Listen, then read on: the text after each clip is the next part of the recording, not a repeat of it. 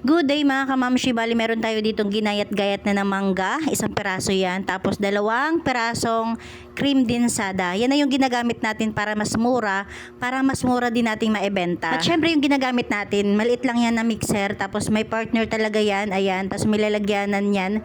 Hindi ko lang makita kung nasa na yung lalagyan. Bali ang kasya lang talaga dyan sa bowl is 2 cream dinsada, yun lang yung limit niyan. At kailangan yung ating cream dinsada is ganyan, no? O diba? Ganyan. Para maganda yung kalabasan kapag minixer na natin. At syempre pinatuyo muna natin yung ating bowl. Ayan, nilagay na natin yung ating cream dinsada. After 5 minutes, ganyan na siya.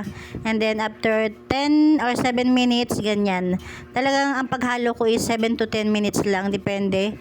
Ito is 7 minutes lang, o ayan, o, 'di ba? Hindi siya talaga tumutulo. Hindi siya pumapatak.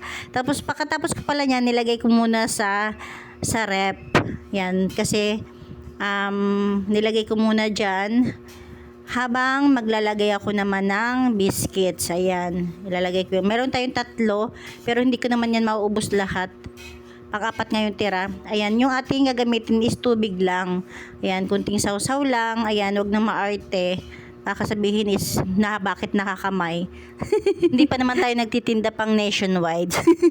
Sa mga lang, dito lang sa amin. And then, ilagay na natin yung mangga. Isang buong mangga yan. Tapos, ubos. Pero may kinuha akong konti dyan dahil yung anak ko gusto rin gumawa. Ayan. Pagkatapos nyan, tinakpan na syempre natin. Ayan, yung anak ko gumawa rin ng sa kanya. Kasi alam nyo ba talaga mga kamamshi, mabili to sa mga bata. Ako nga lang yung nauubusan eh. Kasi minsan talaga wala akong gawa. Naghahanap sila.